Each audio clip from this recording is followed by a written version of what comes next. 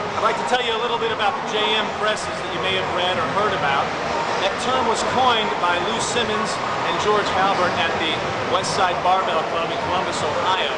When I started training there early on, it was one of the only tricep exercises that I ever used, and I credit it and its motion to literally all of my tricep strength. Now, I have refined some movements from time to time, but for the most part, I credit all of my tricep strength to this motion, which I used to call simply tricep work.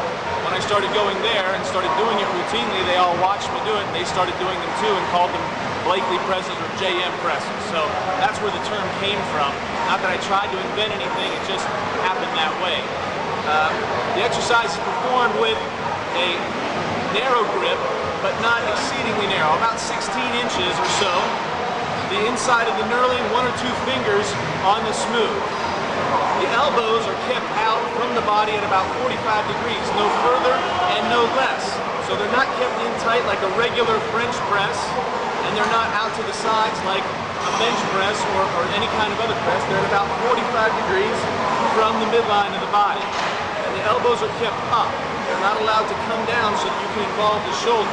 So the motion is simply folding the arm on itself, keeping the elbows up, and then punching out. Punching out.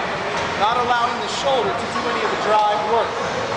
It's simply folding the arm on itself and then pressing out. As you come down, you need to cock the wrists back to hold the bar. And then punch out. And that's just the motion right there. It places a tremendous amount of stress on the tricep tendon, so you need to be careful. Start with exceedingly light loads and work your way up. The tricep tendon will adapt to that, as all tendons do, over time, but if you go too fast, too soon, rest assured you will feel that, and you will not like it.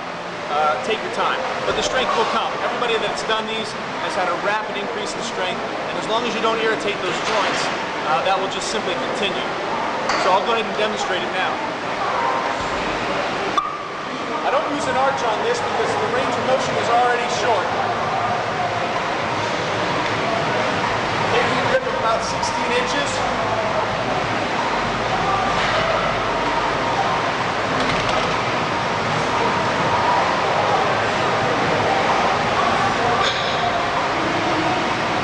Elbows out at 45 degrees. Bar stops because of the pressure of the forearms against the biceps.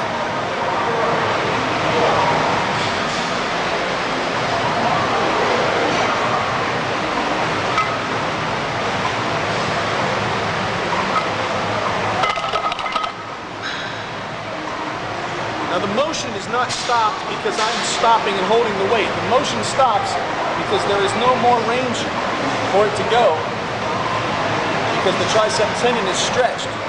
If I were to move the shoulder, that would allow the bar to come down further. The bar simply stops, not because I'm holding it at some angle or position, but it simply stops because the arm doesn't bend any further.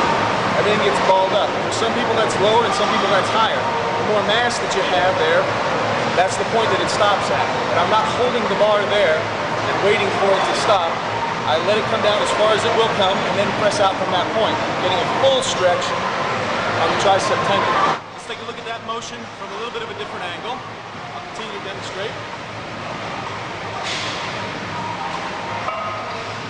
About 16 inches on the grip.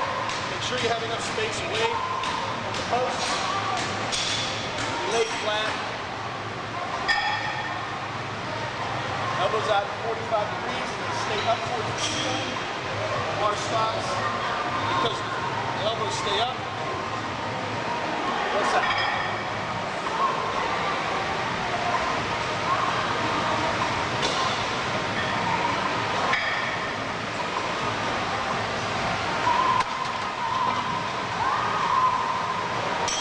Bar is brought down to the chin, throat, or upper chest level.